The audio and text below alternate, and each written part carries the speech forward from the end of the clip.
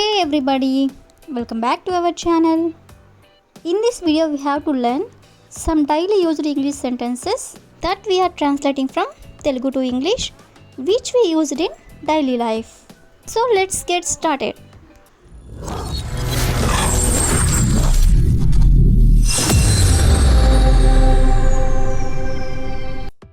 Before going to the topic, if you like this video, please like and share to your friends and family members, and also don't forget to subscribe my channel. Okay, coming to the topic, ఈ రోజు వీడియోలో మనం అలవాటు నుండి బయటపడు అంటే get out of the habit. So ఈ వర్డ్ని use చేసుకొని కొన్ని ఎగ్జాంపుల్ సెంటెన్సెస్ అనేవి చూద్దాం. సో ఫస్ట్ వన్ ఈస్ ఎప్పుడు ఏడ్చే అలవాటు నుండి బయటపడు అంటే చాలామంది ఎక్కువగా ఏడుస్తూ ఉంటారు కదా, అలాంటప్పుడు ఇలా అంటూ ఉంటారనమాట. సో దీన్ని మనం ఇంగ్లీష్లో get out of the habit of crying all the time అంటే ఎప్పుడు ఏడ్చే అలవాటు నుండి బయటపడు అని. నెక్స్ట్ వన్ ఈస్ ఎప్పుడు పుస్తకాలు చదివే అలవాటు నుండి బయటపడు. సో దీని ఇంగ్లీష్లో get out of the habit of reading books all the time అంటే ఎప్పుడు పుస్తకాలు చదివే అలవాటు నుండి బయటపడు అని.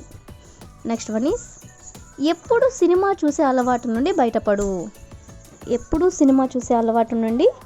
బయటపడు. సో దీని ఇంగ్లీష్లో get out of the habit of watching movie all the time అంటే ఎప్పుడు సినిమాలు చూసే అలవాటు నుండి బయటపడు అని. నెక్స్ట్ వన్ ఈస్ ఎప్పుడు గేమ్స్ ఆడే అలవాటు నుండి బయటపడు. సో దీని ఇంగ్లీష్లో get out of the habit of playing games all the time అంటే ఎప్పుడు గేమ్స్ ఆడే అలవాటు నుండి బయటపడు అని. So the last example is ఎప్పుడు బయట తినే అలవాటు నుండి బయటపడు. సో దీని ఇంగ్లీష్లో get out of the habit of eating out all the time అంటే ఎప్పుడు బయట తినే అలవాటు నుండి బయటపడు అని. సో ఈ విధంగా మనం అలవాటు నుండి బయటపడు అంటే get out of the habit. So ఈ వన్ యూజ్ చేసుకొని కొన్ని ఎగ్జాంపుల్స్ అనేవి చూసాం కదా. నెక్స్ట్ వచ్చేసరికి సిద్ధంగా ఉండు అంటే గెట్ రెడీ. సో ఈ వర్డ్ని యూజ్ చేసుకొని కొన్ని ఎగ్జాంపుల్ సెంటెన్సెస్ అనేవి చూద్దాం. ఫస్ట్ సెంటెన్స్ ఈస్ నువ్వు రావాలనుకుంటే సిద్ధంగా ఉండు. సో దీని ఇంగ్లీష్లో get ready if you want to come. అంటే సిద్ధంగా ఉండు, if you want to come అంటే నువ్వు రావాలనుకుంటే. అదేవిధంగా నెక్స్ట్ వన్ ఈస్ నువ్వు నేర్చుకోవాలనుకుంటే సిద్ధంగా ఉండు. సో దీని ఇంగ్లీష్లో get ready if you want to learn అంటే నువ్వు నేర్చుకోవాలనుకుంటే సిద్ధంగా ఉండు అని. నెక్స్ట్ వన్ ఈస్ నువ్వు పని చేయాలనుకుంటే సిద్ధంగా ఉండు.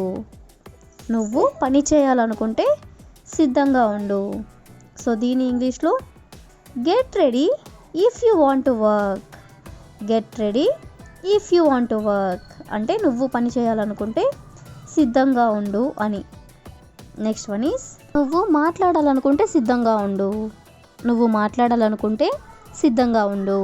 సో దీన్ని ఇంగ్లీష్లో get ready if you want to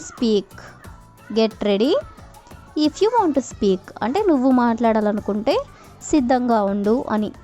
next one is నువ్వు కాల్ చేయాలనుకుంటే సిద్ధంగా ఉండు. సో దీని ఇంగ్లీష్లో get ready if you want to call అంటే నువ్వు కాల్ చేయాలనుకుంటే సిద్ధంగా ఉండు అని. So the last example is నువ్వు వెళ్ళాలనుకుంటే సిద్ధంగా ఉండు. సో దీని ఇంగ్లీష్లో get ready if you want to leave. Get ready if you want to leave అంటే నువ్వు వెళ్ళాలనుకుంటే సిద్ధంగా ఉండు అని. సో ఈ విధంగా మనం సిద్ధంగా ఉండు అంటే గెట్ రెడీ అనే వర్డ్ని యూజ్ చేసుకొని కొన్ని ఎగ్జాంపుల్స్ అనేవి చూసాం కదా. సో నెక్స్ట్ వచ్చేసరికి అతను వెళ్ళినా వెళ్ళకపోయినా నేను వెళ్తాను. అతను వెళ్ళినా వెళ్ళకపోయినా నేను వెళ్తాను. ఇక్కడ చూడండి, వెళ్ళినా వెళ్ళకపోయినా ఇలా మనం చాలా సందర్భంలో అంటూ ఉంటాం కదా. ఇలాంటివే తిన్నా తినకపోయినా, ఉన్నా ఉండకపోయినా, వచ్చినా రాకపోయినా ఇలా చాలా వర్డ్స్ అనేవి ఉంటాయి కదా. ఇలాంటి వర్డ్స్ని యూజ్ చేసుకొని కొన్ని ఎగ్జాంపుల్ సెంటెన్సెస్ అనేవి చూద్దాం. సో ఫస్ట్ వన్ ఈజ్ అతడు తిన్నా తినకపోయినా నేను తింటాను. అతడు తిన్నా తినకపోయినా నేను తింటాను. సో దీని ఇంగ్లీష్లో whether he eats or not I will eat. Whether he eats or not అంటే అతడు తిన్నా తినకపోయినా ఐ విల్ ఈట్ అంటే నేను తింటాను. నెక్స్ట్ ఎగ్జాంపుల్ ఈజ్ అతడు వెళ్ళినా వెళ్ళకపోయినా నేను వెళ్తాను. అతడు వెళ్ళినా వెళ్ళకపోయినా నేను వెళ్తాను. సో దీని ఇంగ్లీష్లో whether he goes or not I will go. Whether he goes or not అంటే అతడు వెళ్ళినా వెళ్ళకపోయినా ఐ విల్ గో అంటే నేను వెళ్తాను. అదేవిధంగా నెక్స్ట్ వన్ ఈజ్ అతడు ఉన్నా ఉండకపోయినా నేను ఉంటాను. అతడు ఉన్నా ఉండకపోయినా నేను ఉంటాను. సో దీని ఇంగ్లీష్లో whether he stays or not I will stay. Whether he stays or not I will stay అంటే అతను ఉన్నా ఉండకపోయినా నేను ఉంటాను అని. అదేవిధంగా నెక్స్ట్ ఎగ్జాంపుల్ ఈస్ అతడు కాల్ చేసినా చేయకపోయినా నేను చేస్తాను. అతడు కాల్ చేసినా చేయకపోయినా నేను చేస్తాను. సో దీని ఇంగ్లీష్లో whether he calls or not I will call. Whether he calls or not అంటే అతను కాల్ చేసినా చేయకపోయినా ఐ విల్ కాల్ అంటే నేను కాల్ చేస్తాను. సో నెక్స్ట్ ఎగ్జాంపుల్ ఈస్ అతడు బోధించినా బోధించకపోయినా నేను బోధిస్తాను. అతడు బోధించినా బోధించకపోయినా నేను బోధిస్తాను. సో దీని ఇంగ్లీష్లో whether he teaches or not I will teach. Whether he teaches or not I will teach. So ఈ విధంగా మనం కొన్ని ఎగ్జాంపుల్స్ అనేవి చూసాం కదా. So that's all for today. I will ask you a question for you. అతడు చెప్పినా చెప్పకపోయినా నేను చెప్తాను. అతడు చెప్పినా చెప్పకపోయినా నేను చెప్తాను. So if you know this one in English, please you can comment in the comment section. Thank you for watching.